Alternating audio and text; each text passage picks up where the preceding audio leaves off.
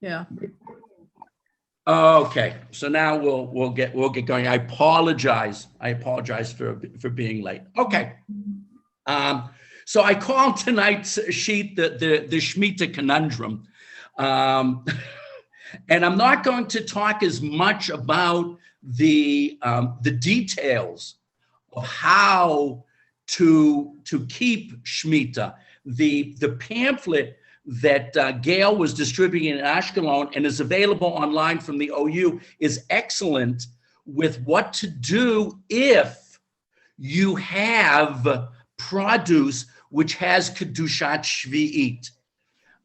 And so I'm going to, although if there are questions at the end, I don't mind dealing with it, but I'm going to try to keep this more as an overview rather than into the details of the individual produce and what to do if you have fruits, vegetables. Later in the year, there'll be wine, which has Kedushat Shvi'it, and which has the sanctity of the produce that was grown in Eretz Yisrael during the Shemitah year. So I'm more going to be talking about an overview of Shemitah, but if we can eventually get to some of the questions of what to do. However, the vast majority of the produce in Eretz Yisrael, and this is a totally non-scientific survey, okay?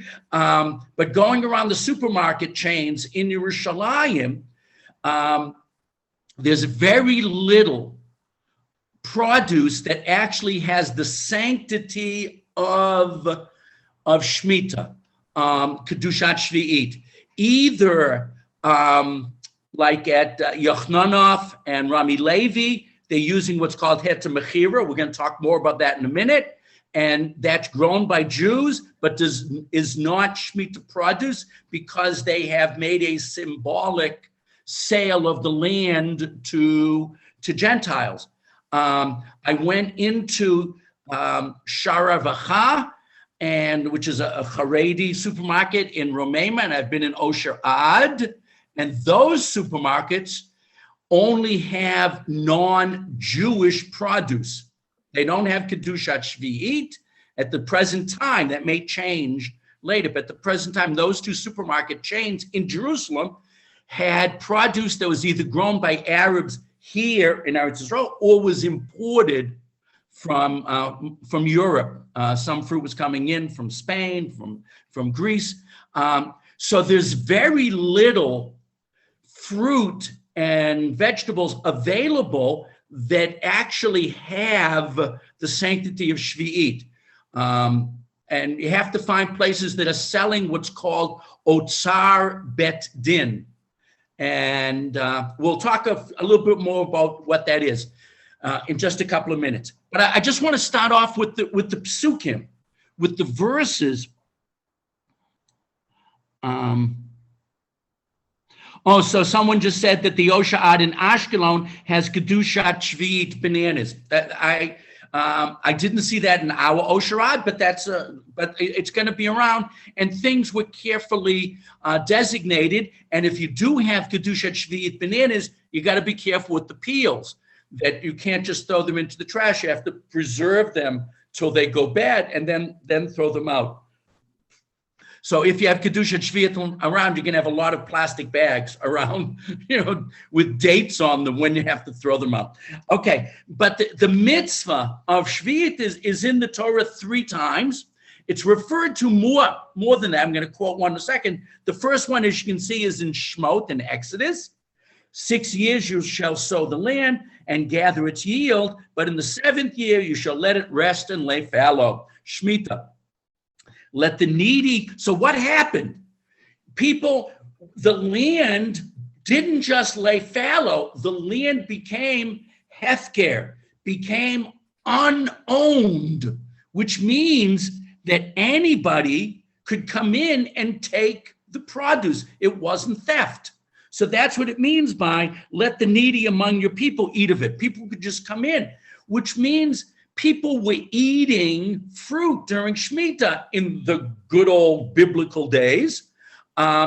but they weren't harvesting it. They would go out and take what they needed for that day, and that's all they did. In other words, they weren't actively farming, but you could go out and get some fruit or some lettuce or tomatoes, whatever it might be, and then anything left over, any refuse, peels, or the end part that you didn't eat of something had to be preserved till it went bad, and then you would throw that away. And then in the most famous place for the listing of Shvi'it, about the laws of Shemitah, is in, which says Leviticus, the end of Sefer Vayikra, and that is Parshat Bahar, and there is a much more extensive explanation of it, talking about how it's connected to not only every seventh year, but it's also connected to the Jubilee year. And another quote just came in. I saw that in Ashkelon they get from overseas and down south in the Negev. Right. Some of the produce that comes is from way south of Beersheba, which doesn't have Kedushat Eretz Yisrael, because the only areas that have Kedusha of Eretz Yisrael were those places that were populated by the Jews who returned from Babylonia around the year 500 BCE. So that's why if you go down to Eilat or Yotvata in the south, they don't keep Shemitah down there. As a matter of fact, Chabad in Eilat keeps 2 days Yontiv because they say it's really not part of Eretz Yisrael. That's not our minhag. We keep 1 day in all of the Medina, but those positions exist in the southern Negev, and that was what was being referred to there. Also, some places in the Golan don't have Kedushat Shvi'it. So there are Golan apples and whatever that are considered coming from Chutz La'aretz, even though, of course, they're grown by Israeli Jewish farmers in the Golan. Thank you. That's actually a good point.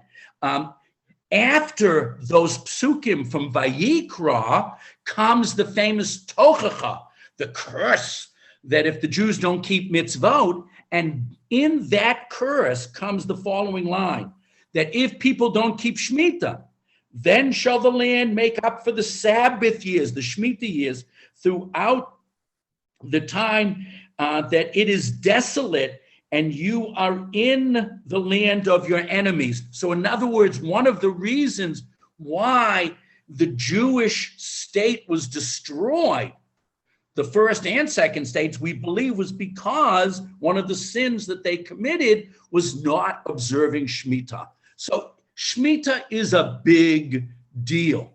And there are other rabbinic quotes based upon this Tochacha that say that other bad things happen to the Jewish people because there's certain mitzvot we don't keep. And whenever they have these lists of those mitzvot that the Jewish nation may not keep, that bring disaster to us, in every time they always list Shemitah as one of those sins that could be very bad.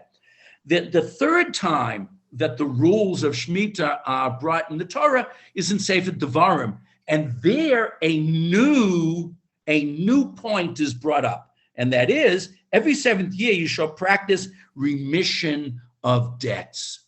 So there's a third kind of idea. The first idea was every seventh year. Then in Vayikra, it added the Yovel, the Jubilee year, every 50th year. And then in Devarim, it adds that not only do you not farm, but you cancel debts. And that's called Shmitat Ksafim. And these are not public debts, these are private debts. But if you owe somebody money, theoretically, you're not supposed to pay it back after the Shemitah year, but there's a way around it that we're going to talk about in a minute called Pruzbal, but we'll get back to that in a minute. So back in Shmot, Sefer HaChinuch, which is a great work of listing the mitzvot in the Torah, and it always ends by talking about who has to keep the mitzvah and where that mitzvah has to be kept. And it says, the mitzvah of Shemitah, is practiced by males and females. In other words, everybody has to keep it. Okay, it's not, there are a lot of mitzvot we know that are just for men, and a smaller number that are just for women. In the land of Israel only. So you only keep this mitzvah in Eretz Yisrael. But that's not Shemitah Ksafim. That's a later halacha, he talks about that. At the time that the people of Israel is there. So in other words, the only time that you keep Shemitah is when there's Yovel. And we only keep Yovel, Jubilee, a second Shemitah year every 50th year, when Kol Yoshveha Leha, when most of the Jews live in Eretz Yisrael. Most of the Jews have not lived in Eretz Yisrael since the destruction of the northern kingdom in 722 BCE. So for the last over 2,700 years, a majority of Jews have lived outside of Israel. That is probably changing today. Right now, even as we speak, the scales are shifting so that the majority of Jews are coming home to Eretz Yisrael. How will that affect Yovel over the next few years? It's not clear. But that majority would have to be in the areas which were rehabited by those who came back from Bavel. So that would exclude some of the Galil, would exclude the Golan, would exclude Beersheba and further south. So the majority is still outside. Even if the majority of Jews in the world are in the Medina, still, we don't have majority in the area that has Kedushat Eretz Yisrael, the sanctity of the land of Israel. But this is fluctuating, and, stay tuned. The redemption is happening before our eyes. The Jews are coming home, Baruch Hashem. So all of what we're saying now could change dramatically over the next few years, but we'll have to see. So Shemitah is not D'oraita. That's basically according to everyone. So since it's not from the Torah, that means that we're only keeping it because the rabbi said continue keeping it, and as a rabbinic ordinance, and therefore if it's a rabbinic law, there should be leniencies. And we see that the leniencies were already listed in the time of the Gemara, in the time of the Talmud. And so the next quote on the sheet is from Sanhedrin, and it says, once the tax collectors grew abundant. Now the tax collectors, this was during the Byzantine Empire, when the Roman Empire, the Western Roman Empire had fallen, but here in Eretz Yisrael, we were really run from Constantinople.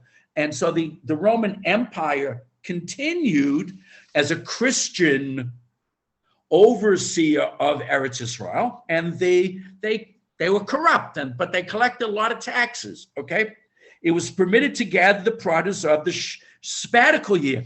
The rabbi said, look, that tax collector is going to come, and he's going to want 10% of your crop. So if you don't give him 10% of your crop,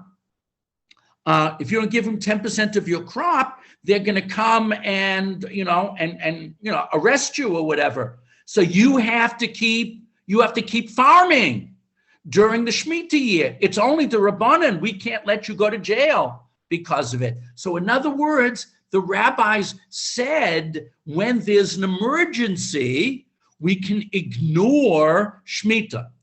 Okay, hold on.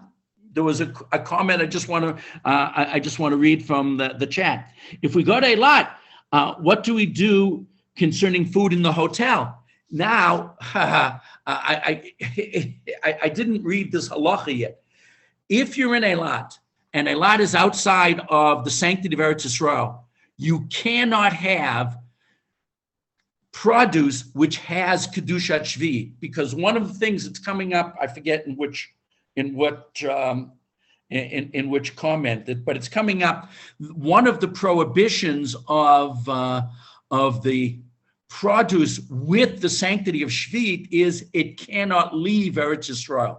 So let's say you have a farmer at Kibbutz Chafetz Chaim that uses what's called Otzar Bet Din. He can't sell his own produce, but a Bet Din, a Jewish court that was set up for this purpose, they sell and distribute the produce.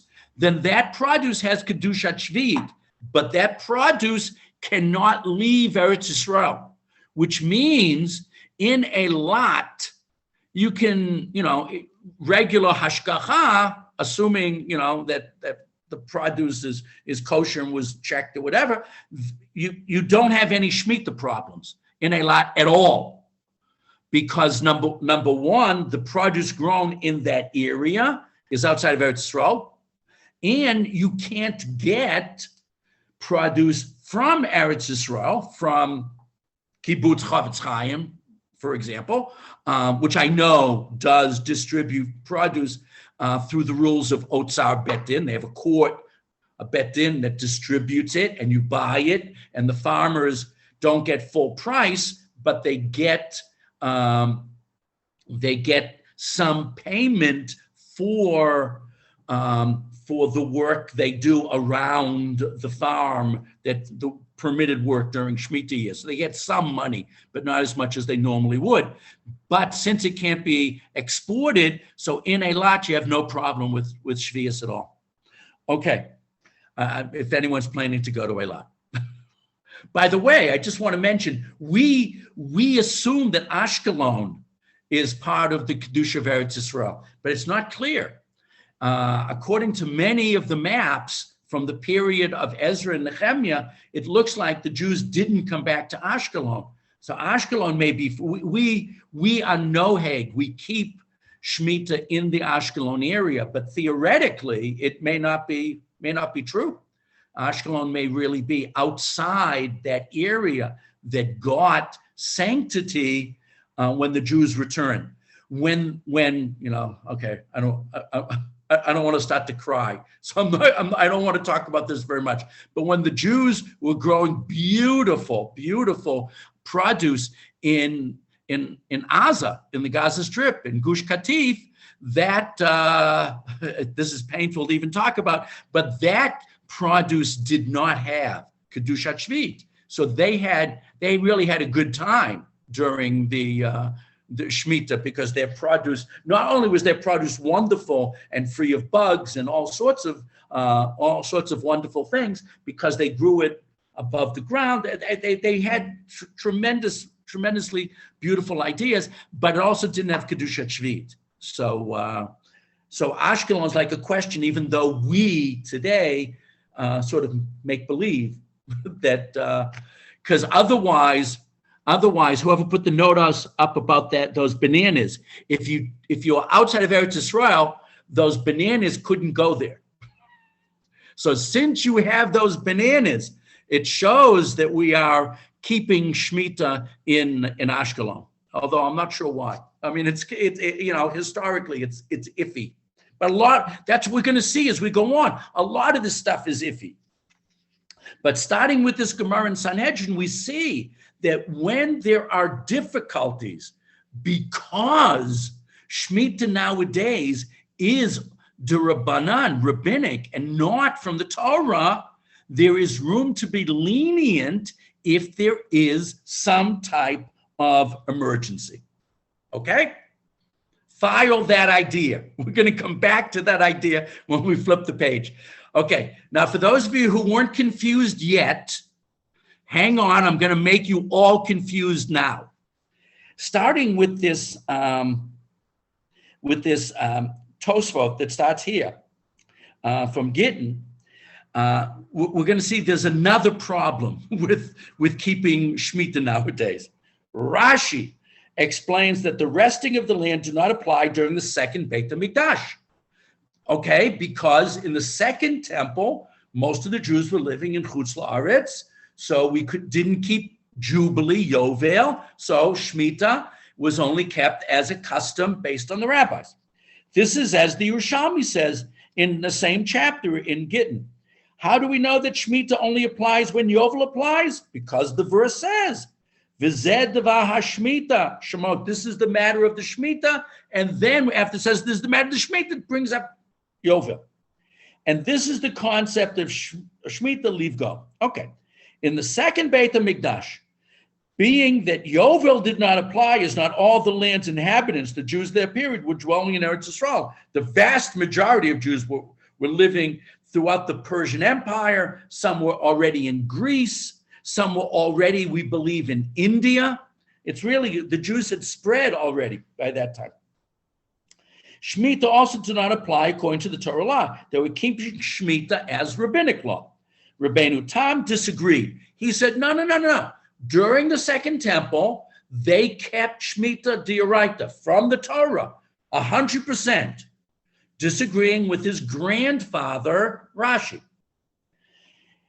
And he proves it by saying Hillel did not establish Pruzbul for his generation, as he was alive during the time of the second Beit HaMikdash. Rather, he established the decree after the destruction. Pruzbul, which is a way around the cancellation of debts. Now, there was once upon a time a guy who owed me a few $100s. It's very rare in my lifetime that people have owed me money, but okay. And I remember Shemitah year was coming, and this guy happened to have been a rabbi, and he said, "Oh, I'm going to get you the money before Shemitah," and I didn't even think about it. So the one time in my life I did a pruzbul because I wanted to get that money back from this from this rabbi friend of mine. But generally, what Rabbeinu Tam is saying that these ways around the mitzvah, whether it's talking about, oh, we're going to let you farm because those terrible tax collectors are going to come and arrest you, or the idea of pruzbul, that you can hand over your debt to a Jewish court and the court's debts are not canceled by Shemitah. Those ways around the Shemitah laws are only when Shemitah is d'Rabbanan. When Shemitah is from the Torah, we don't use these workarounds. We keep it straight. But Rabbeinu Tam said that Shemitah was from the Torah in the second temple. Okay. As opposed to Rashi, who said, no. Shemitah wasn't from the Torah since the destruction of the northern kingdom in 722 BCE. Okay, now we get to the next problem, which is also an argument between Rashi and Rabbeinu Tam, and you'll see in a minute includes the Rambam. What year is Shemitah? Now we look at the Jewish calendar and everybody says, oh, 5782. 5782 is a Shemitah year. I know that. Is it? Are we sure? How do we know that it's a Shemitah year? Okay. Look at the bottom of the page. I'm going to go back to something I skipped up above in a minute, but first I want to do this Rashi, then I'm going to go back. Rashi's interpretation is the destruction occurred at the closing of Shvi'at. Now, when the temple was destroyed, in either 68 or 70 of the Common Era, there's an argument about that too, was that year a Shemitah year, or was it the year before Shemitah? So Rashi says it was a Shemitah year. And he makes the year in which the destruction occurred as the first year of the new cycle. So in other words, after the destruction, then right away, you started a new 7-year cycle. Rabbeinu Tam agrees with Rashi on the day of the destruction, but differs from him, his grandfather, in asserting that the Shemitah fell in the year of the destruction, which was the closing year of the cycle. He had Shemitah a year earlier. So his reckoning is that Shmita should be 1 year earlier than his grandfather said. He fixes the Shmita at the time of the writing, which was 512 of the creation, 1251 of the Common Era. This result agrees with the Rambam, Maimonides, though it was reached by a different method of calculation. Rabbeinu Hanano claims that the closing of Shmita was the year after the destruction of the temple. So there's a machloket. We have Rabbeinu Tam and the Rambam on one side, and we have Rashi on the other. Today, we keep Shmita according to the reckoning of Maimonides, of the Rambam. But is that reckoning correct? Rashi doesn't think so. If Rashi were alive and well, I don't know what year he would keep Shmita. So there's two problems. Problem number one is, nowadays, Shmita is rabbinic. It's not from the Torah. That's room to be lenient when there's an emergency. Number two, we don't know when Shmita is. It's a machloket. It's an argument amongst the authorities, the Rishonim in the late Middle Ages, who themselves debated when Shmita should be observed. So, I mean, it's very nice that everybody's working very hard to keep Shmita, and it's wonderful. We're checking hashkachas, and when you get Kedushat Shvi'it, we're bagging it and saving it. But really, we don't know. We're doing the best we can, but a little bit we're wandering around in the dark because there's a lot of information that's not available to us. Just to add one more little ingredient into this cholent about whether or not this year should be a Shemitah year or not, go back to the front page. And above that Tosfot we just did, where they debated, when Shemitah was from the Torah, when Shemitah was from the rabbis, which year was Shemitah and which year wasn't Shemitah. There's another quote from the Gemara in Sanhedrin. And this quote goes, the sages taught in a Braita. A Braita is Mishnaic material that wasn't in the Mishnah. So it's earlier than the Gemara. So it's very authoritative material. The court may not intercalate. I love that word, intercalate.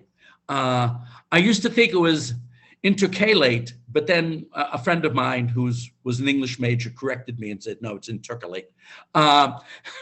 But that fancy, hard to pronounce word really means make a leap year.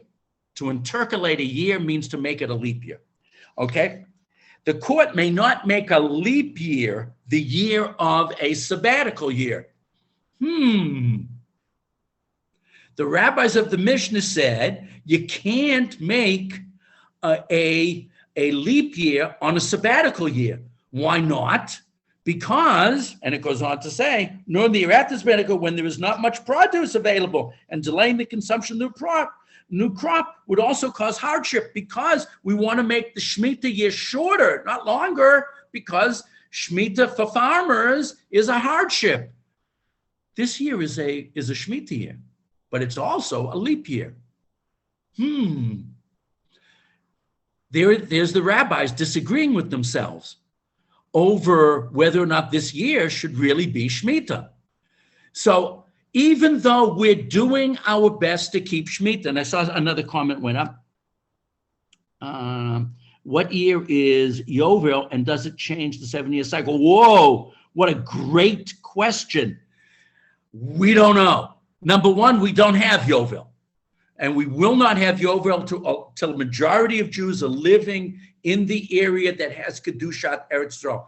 Without a majority of Jews, a vast majority of Jews living in Eretz Yisrael, there is no Yovel. So we don't have Yovel. But was Yovel a 50th year after, or was Yovel the last year of the 7 Shemitah cycles?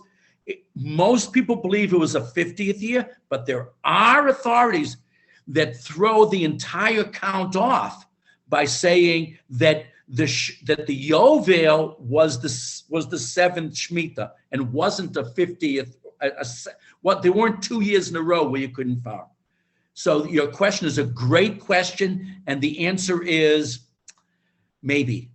Some people say yes, it's a separate year, and other people say no, it is indeed the last year of the seventh Shemitah cycle, and not actually a separate year. But most authorities believe it was a separate 50th year, but we don't have Yovel today. And because we don't have Yovel, we also don't have Shemitah from the Torah. So the rabbis keep Shemitah d'Rabbanan, rabbinically. We don't have Yovel at all. Okay, so we see that back to where I left you a few minutes ago. So we see that it's not so pashut, it's not so simple keeping, Yovel, keeping Shemitah nowadays. Is it really an obligation? Yes, rabbinically. Is there room therefore to sort of like play with the concept a little bit? I think so. I think there is. And I don't want to discourage anyone from trying to get, produce that has Kedushat Shvi'it and feeling good about consuming it. I don't want to in any way, because it's a mitzvah to consume produce from that has Kedushat Shvi'it. By the end of this year and into next year, I always try to look for grape juice that has Kedushat Shvi'it. You have to make sure that you don't waste any and you don't spill any. You have to be careful with it, but it's very nice and it gives you a good feeling of connection to the land. However, I'm not sure how obligatory it is. I think it's very nice, and I wouldn't discourage anyone from keeping any of these stringencies and these wonderful, beautiful mitzvot. I would not in any way try to dissuade anyone. On the other hand, I also wouldn't push it. If someone said, "Oh, Rabbi, it's just so much easier to eat either het mechira," which is land where the Jews did this symbolic sale to non-Jews, therefore does not have the sanctity of Shvi'it, of the Shemitah year, or they brought fruit from overseas. Again, I would eat in the house of people that kept any of these customs personally. But again, I'm not here to tell anyone, what your customs should be. That's something for you to talk, amongst your family and your halachic authority. But I do want to look at three comments of contemporary rabbis about keeping Kedushat Shvi'it. And the first one I'm going to mention is someone I have tremendous. Here we go. You talked about the food in Eilat. Is it the same situation at the Dead Sea? Ooh, good question. Even though there's not that much produce in the Dead Sea area, there are a lot of dates. Now, there's not tremendous farming in that area. And the answer to your question is that in Ein Gedi, they do keep Shemitah. In Ein Gedi, and that's the kibbutz and that area, they keep it. However, they don't keep it further north in the Jordan Valley or further south. The only place I know of in the Dead Sea area that keeps rules, but I think the kibbutz sells. But anyways, that theoretically is included in Shemitah is the area of Ein Gedi, which is mentioned in rabbinic sources, and there was a Jewish settlement there in the 4th century BCE. There were Jews living there. We have evidence of Jewish habitation in that area at that time. Okay, so we're going to take a look at three different opinions and ideas, and the first one I want to mention is Rabbi Lichtenstein, who passed away almost 10 years ago now, but was the Rosh Yeshiva of Yeshivat Har Etzion in Gush Etzion, and was really one of my heroes. I mean, I always had tremendous respect and and affection for Rev Lichtenstein, who was, to me, the embodiment of modern orthodoxy. That he was very, very strict on his observance of Torah and mitzvot, and was a tremendous scholar, but yet was also a great scholar in English literature, and just knew what was going on in the world. He was just very nice and very smart. I really loved Reb Aaron. The entire Dati Leumi community still misses him. Okay, so he wrote this, as you can see, in 1973. That's a long time ago. Things have changed. He was an Oleh Hadash. He made Aliyah in 1970, 69 or 70. Those who do not wish to rely on the Heter Mechira have the option of going to the trouble of importing produce from abroad. If they believe that the holiness of Shemitah does not apply to produce grown by a non-Jew, they may purchase produce from the fields cultivated by Arabs. So he said, if you're not using the Heter Mechira, which then was used by almost every Jewish farmer, there weren't basically no other options in the 70s. When I got here to Eretz Yisrael in 83, Otzer Betin was just beginning. And my first Shemitah year was 1987, and it was available already. But he said, okay, so you've got an option. Your two options are use that to Mechira, or you can bring produce from Chutz La'aretz, or you can buy from Arabs. So someone's saying it was 1970. Okay, I couldn't remember if it was 69 or 70. Okay. But what if this running to a lone fruit and vegetable seller in order to pay exorbitant prices for produce grown by non-Jews? Now today it's not so hard. I mean, non-Jewish produce is available in every ultra-Orthodox and every Haredi supermarket. However, in those days it was harder to find it. Okay. When the people buying are so annoyed by the trip and the expenses. On the other hand, and half proud of themselves for their great righteousness on the other. Is that really good? Is that really good? I mean, is that what we're looking for? What has this to do with the biblical rule that you may eat whatever the land produces during its Sabbath? So in other words, even if you're holding by the Heter Mechira, and you're saying this produce doesn't have Kedushat Shvi'it, you're still fulfilling the pasuk, the verse that says you should be eating the produce of Eretz Yisrael. If you bring the orange from Spain, or you buy the cucumber grown by an Arab in the Jordan Valley, you haven't really been eating the produce of Eretz Yisrael. And really, emotionally, it bothered Reb Aaron. Is there any recognizable connection between this pride of buying kosher Shemitah produce and the feeling of man's subservience and the Creator's supremacy, which lies at the heart of the mitzvah of Shemitah? Have I really connected to God in Eretz Yisrael by eating Gentile produce and feeling good about it? Is that really what I moved to Eretz Yisrael to do, to eat an orange from Spain? Among those who are punctilious about observing the prohibition on uncultivated produce, how many of them accept and live the Shemitah year in simple joy, as opposed to the many who are waiting with all but bated breath for it to end? Now, I remember one of the years in the 90s, so I'm going to say it was 94, must have been. We were keeping Otzer Bezdin in the house, and thank God I had daughters, so they were keeping track of me and my sons, we definitely wouldn't have kept track of the bags, and when it was a little bit of a hardship, and when the year was over, it's like we went,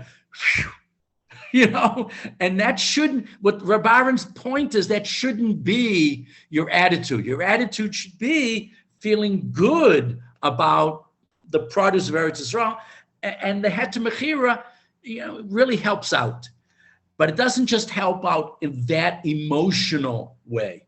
And the next comment is from Rabbi David Galinkin. Now, I happen to know Rabbi Galinkin. Rabbi Doctor is also a PhD in Jewish history. Rabbi Galinkin is actually head of the Shechter Institute, which is conservative. He personally is dati. He's very, very firm and very careful about Shabbat and kashrut. He's a very, very nice fellow who's about tshuva, but he became about tshuva through the conservative movement. Instead of, I went to NCSY, he went to USY, and in the late 60s, he became Shomer Shabbat, and he went through the conservative movement. But then he moved to Eretz Yisrael in the 80s, and he's very, very firm. Was a yarmulke and tzitzis and davens 3 times a day. I mean, you wouldn't know he wasn't firm by living next to him. You'd only know because you'd only know he's connected to conservative movement. He's one of those, a very, very fine individual. He was actually my son's boss for a short time. That's how I got to know him and to really like him. But okay, he wrote something a couple of Shmittas ago. The mitzvah of Shemitah was intended for a simple agricultural society. Now, even if you wanted to debate that point, that, during the Beit HaMikdash, things were sophisticated, it's clear from the Prose Bowl, from the rules of canceling debts, that it wasn't a sophisticated economy. It was a very simple barter-based economy system. It was different from the modern world. Most Jews in the land of Israel in biblical and Talmudic times grew the food they required. Most people were self-sufficient in that sense. During the Shemitah year, it was relatively easy to stop working the land and eat whatever grew on its own. The crops in the fields were left unclaimed, and the poor and the city dwellers could come out and eat it.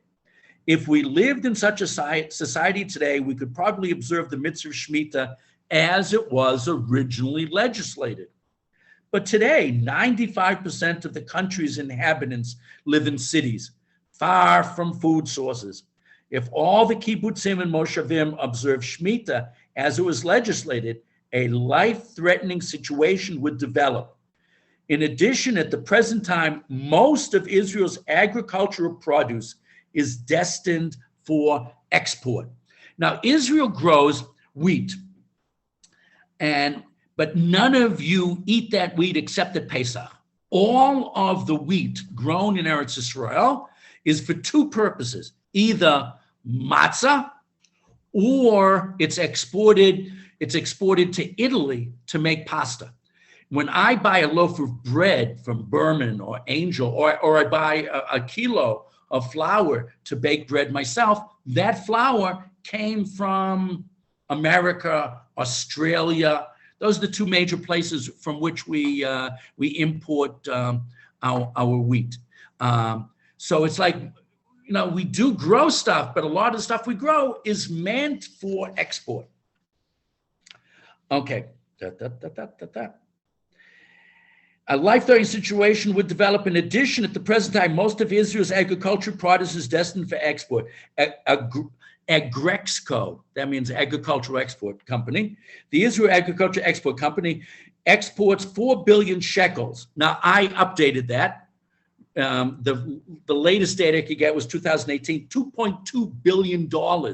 So that's close to that's close to like 25 or so. Wait a minute. No, I did that wrong. It's like 7 or 8 billion shekel. Just a couple of produce every year. If all the farmers were to observe the mitzvah Shemitah according to biblical law, Israeli agriculture would collapse, and this could bring disaster to the state of Israel. Remember, Shemitah produce cannot be exported, so that all of those deals would fall through. And let me tell you something. Let's say You're an Israeli kibbutz selling oranges to France. Now that's cool and that's very nice. But if next year I said, oh, we're not going to, or this year I said, I'm not going to sell you any oranges this year because I'm keeping Shmita, all of those companies in France would find replacement oranges from someplace else. And I would not only lose that year's income, I would mess up my business connections forever with my with my customers. Although I said I said oranges. As of a couple of years ago, I didn't check. I should have checked. As of a couple of years ago, the most expensive, the most valuable, I should say, agricultural export from Israel is flowers. Flowers is our big, in terms of cash, in terms of money, our biggest export in terms of money maker is flowers. And flowers I can't export either. If I didn't sell the land symbolically to a non-Jew and grow this produce without the sanctity of Shemitah, because non-Jewish produce doesn't technically fall under the rules of Shemitah. If I didn't do that, I would lose my business. And we're talking about a multi-billion-dollar business. This is a major source of income for thousands of Israelis. And that's the point of Rabbi Galinkin. Having said that, I have another quote here from which was from it was I saw it in the Jewish press, but the article came through JTA to a lot of different places. So it said, but you can see it's from 2007, which are 2 Shemitahs ago. Every 7 years, an increasing number of farmers defy economic logic and leave their farms fallow for the agricultural sabbatical. In the 1950s and 60s, only about 1,000 dunam, 250 acres of land lay fallow. 7 years ago, in 2001, it was about 220,000 dunams, okay, which is like 50,000 acres. 3,000 to 3,500 farmers will observe Shemitah, and 400,000 dunams will lie fallow, according to Karen Shvi'it, which is trying to get people to not sell the land to non-Jews. This is very exciting, as Rabbi Shmuel Bloom, Executive Vice President of Agudas Yisrael of America. We are hopeful that with proper support, close to 40% of arable land in Israel will be resting this year. We never got that high. And the numbers is stabilized and even went down a little bit, but it's still a sizable amount. This group has done good work. I'm not trying to denigrate it whatsoever.